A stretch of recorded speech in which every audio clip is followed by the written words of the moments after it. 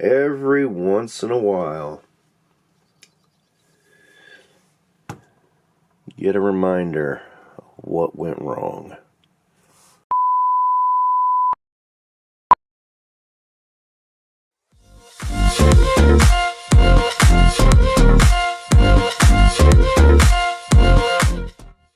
Hey everyone, welcome to Infinite Realms. Today,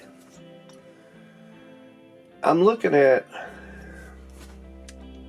a really rough figure from the Marvel Legends collection. Yes, Superboy Prime in, was it Infinite Crisis? Final Crisis? I'm not even sure anymore. One of the crises. This is sort of his outfit. This is a rough figure, very rough figure, and I really kept it for a reason, to remind myself not to jump too much about a name, because I like the torn cape. The tubes running around are kind of accurate. I think it was for the anti-monitor. Although, of course, you know, the fact that they don't hinder the articulation is kind of nice. Or hinder it too much. I mean, you know, you can't do some things. You can't raise his arms up above there, you know. That's because of the armor bits, but why is Superman wearing armor? And I'm not sure if you can see that, but obviously this plastic isn't aged well. But the other thing is, this figure kind of sucks. I mean, he does. I mean, first off, look at that face sculpt. That's fugly. That doesn't look like Superboy or Superman Prime. That looks like,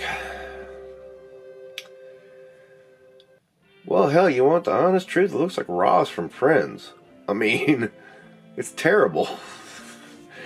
Mattel did this. It was like they would do really banger figures, and then they would do something like this, and you go, what the fuck were you thinking?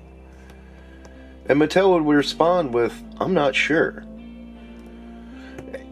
It happened a lot in the DC line, and I never understood it. It was like, God, I got this kick-ass version of Batman, and then you give me this. Cyborg Superman's another prime example. I mean, it's one of the ugliest damn figures in creation. And you know, it's like, why? The stance is weird. It looks awful. It's just not a good figure. This is okay. I mean, but, you know, you get to that head sculpt and it's like, what? And, you know, I will say, you know, the design that they had to work with, yeah, that's part of the problem.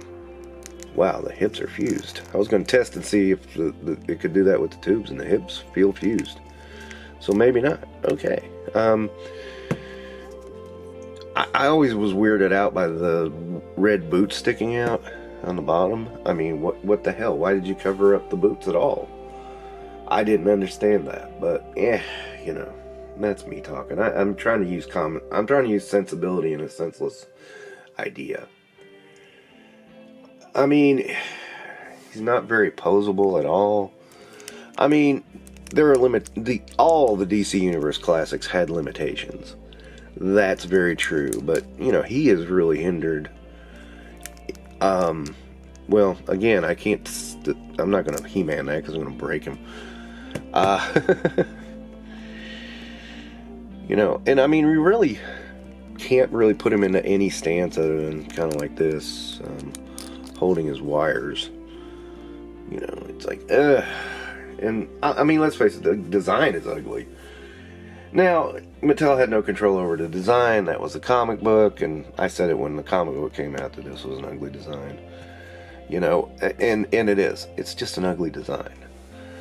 But and that's a shame too, because you can make the greatest action figure in the world, but if you're working with a shit design, there's not much you can do. I mean,